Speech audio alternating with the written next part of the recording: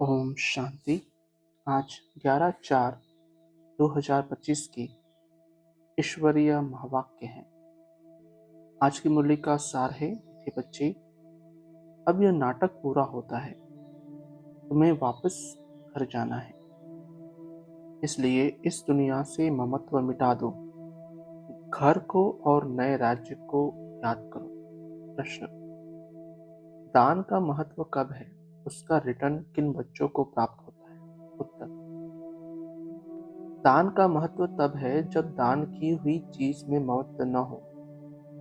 अगर दान किया फिर याद आया तो उसका फल रिटर्न में प्राप्त नहीं हो सकता। दान होता ही है दूसरे जन्म के लिए,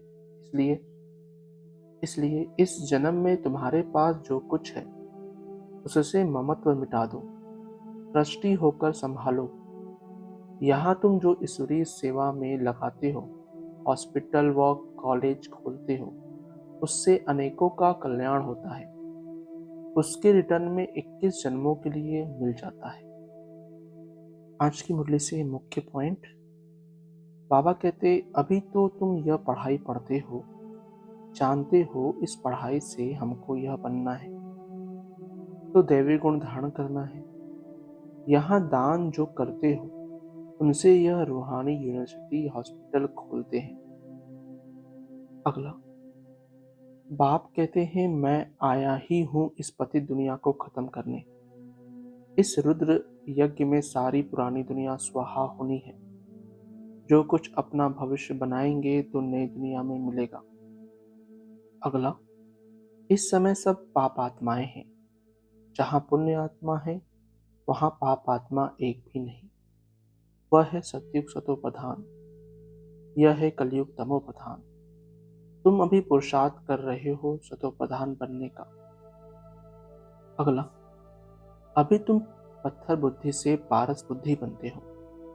यह बातें कोई सन्यासी आदि थोड़ी बता सकते हैं। अब तुमको बाप स्मृति दिलाते हैं कि वापिस जाना है।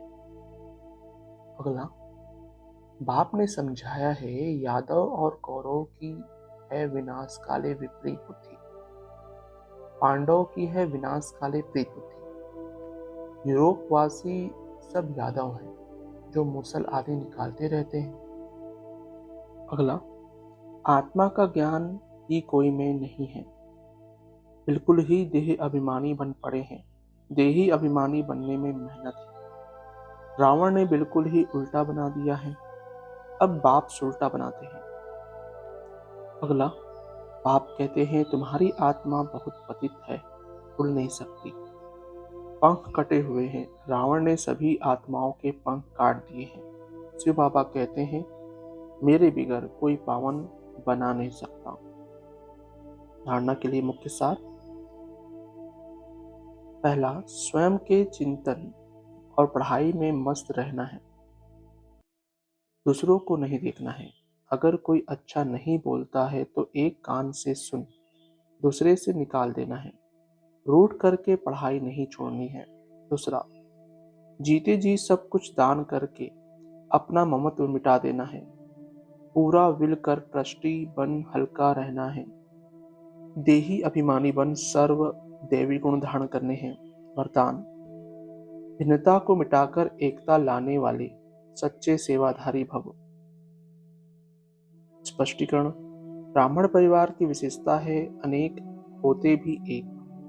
आपकी एकता द्वारा ही सारे विश्व में एक धर्म एक राज्य की स्थापना होती है।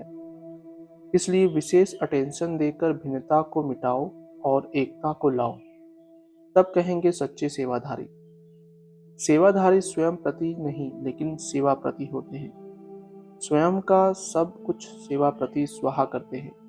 जैसे साकार बाप ने सेवा में हड्डियां भी स्वाहा की, ऐसे आपकी हर कर्मेंद्रिय द्वारा सेवा होती रहे। स्लोगन: परमात्मा प्यार में खो जाओ तो दुखों की दुनिया भूल जाएगी। अव्यक्त इशारे: कंबाइंड रूप की स्मृति से सदा विजयी बनो। सदा स्मृति रखो कि कंबाइंड थे, कंबाइंड हैं और कंबाइंड रहेंगे।